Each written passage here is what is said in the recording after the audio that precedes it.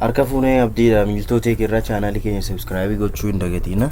Akkasumas wantoota nuun as gubbaarratti gad lakkifnu yeroon akkasin bukkee ga'uu fi notification beelii sana tuquu hin dagatina. Kan wajjiniin ilaallu external style sheet dha. External style sheet yeroo jennutti fakkeenyaaf as keessatti wanti nuun style tag fayyadamnee gochaa jirru kuni page makana keessatti internally dha jechuudha. Achuma keessatti fayyadamaa jirra sababii ta'ee fi internal styling jenna jechuudha sakanaan. Sakanaan internal styling yeroo jennutti external immoo haala kamiin fayyadamna faayidaan isaa immoo maalidha isa jedhu immoo wajjiniin ilaalla jechuudha. Ammaa fi isa kana keessaan haqaa jechuudha. Isa kana keessa haqee akkuma as gubbaarratti argitanii ammaan kana normally dhumadha akkuma sila jalqaba jiruttidha jechuudha. Deebi'eema web page biraa create godheera. Web page kana irratti immoo akkamitti style iddoo tokko jiru akka iddoo lama sadiitti fayyadamuu dandeenyu isa waliin ilaalla jechuudha.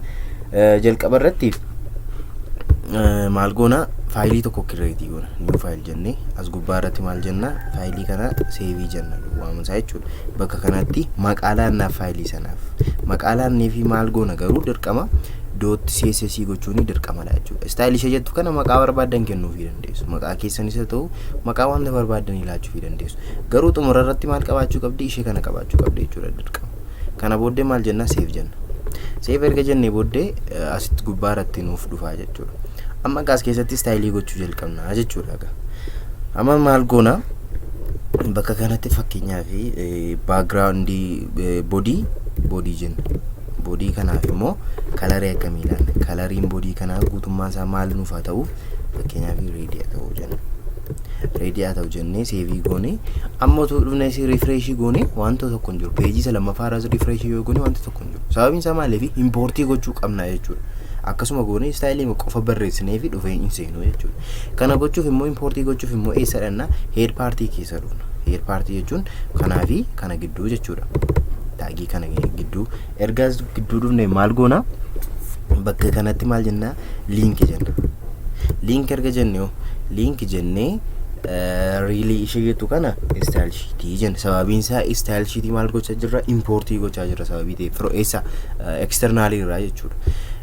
Deebi'ee immoo bakka kanatti immoo maal jedha type text over css jedhee as dhumne href jettu kana irratti hyper reference kana immoo maal laannaa fi maqaa isa sila laanneef style.css miti extension kun bukkeedhaaf hin qabdu jechuudha. Isa kana laannaa yeroo isa kana laannuuf itti maal ta'a wanti kun import ta'a jechuudha. Amma save goone yeroo refresh goonutti maal ta'a kuni kalarii diimaa qabaata. Sababiin isaa bakka kanatti maal jenneera boodiin kalariin isaa maal haa ta'u diimaa haa ta'u jennee jirra jechuudha. Haa ta'u malee external sheet faayidaan isaanii guddaan maalidha? Web page garaagaraa keessatti yookaan immoo page garaagaraa keessatti akka fayyadamnuu fi carraa nuuf kennaa jechuudha. Fakkeenyaaf ammas keessatti indexii keessatti fayyadamnee kunoo kana nuuf kenneera. Garuu bakka kanatti fayyadamaa hin jiru. Kana gochuudhaaf maal goona amma muranne isa lammaffaa keessa dhanna web page isa lammaffaa deemnee achitti maal goona import goona jechuudha. Akkuma ammaatti bakka kanatti maal jenna link jenna. Link erga jenne dhiifama link erga jenne booddee maal jenna as keessatti style jenna .css. Wanti isin hubachuu qabdan style isheen jettu kuni maqaa faayila keenya sassalaatee jechuudha. Ammaasi style sheetichi maal jedha style.css jedha miti maqaa isaati malee maqaa biraa kennuuf hin dandeenya jechuudha. Garuu maqaa isa kanaa finnee asitti laannaa fi kanaaf yoo achitti laannaa maqaa isa jijjiiruu dandeenya malee bakka kanatti maqaa isa jijjiiruu hin dandeenyu. Fakkeenyaaf asii style jedhee asii immoo styles yookaan immoo maqaa biraa yoo laannee fi import nuuf hin godhu jechuudha. Sababiin isaa faayilli suni hin argamu kanadha jechuudha. Kanaafuu deebinee amma yeroo dhufnee asii refresh goonutti asiis apply ta'ee jira jechuudha. Fakkeenyaaf body erga akkas jennee booddee head one fakkeenyaaf kalarii isaa kalarii yoo dhiifne fakkeenyaaf background kalarii yoo goone background kalarii isaa fakkeenyaaf daalacha goona.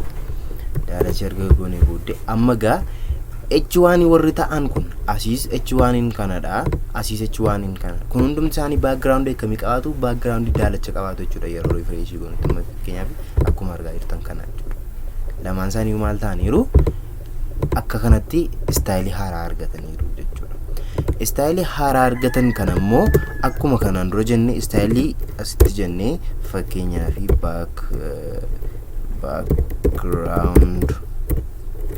background colorii goonee fakkeenyaa fi yellow yoo goone background colorii isaa yellow yoo goone haala kanaanis maal gochuu dandeenya jechuudha, override gochuu ni dandeenya jechuudha. Ammas taanaan inline stylingiidhaan istaayilii isaa sana jijjiiruu ni dandeenya. Haalota rakkisaa tokko tokko keessatti inline stylingii fayyadamuun dirqamadha. Yeroo wantooti hedduun istaayilii tokko qabaatanii garuu wanti tokko warreen sana elementoota sana wajjin wal fakkaataa ta'e garuu istaayilii addaa yeroo qabaatutti maal fayyadamna jechuudha, inline stylingii fayyadamuu ni dandeenya jechuudha. Kana fakkaata. Gabaabaatti external style sheetiin web page garaagaraa keessatti style sheet gosa tokko akka repository itti fayyadamne achirraa access gochuudhaaf yookaan immoo achirraa import gochuudhaaf nu dandeessisa jechuudha. Kana malees immoo style sheet kana keessa wanti nuun jijjiiru achirratti dhaqee jijjiiramanii fida. Fakkeenyaaf colorii kana blue yoon godhe kan colorii body jechuudha. Colorii text body hundisaa maal ta'a jechuudha, blue ta'a jechuudha. Haala kanaanii istaayilii yeroo nuun achi keessa jijjiirutti jijjiiramuu danda'a jechuudha.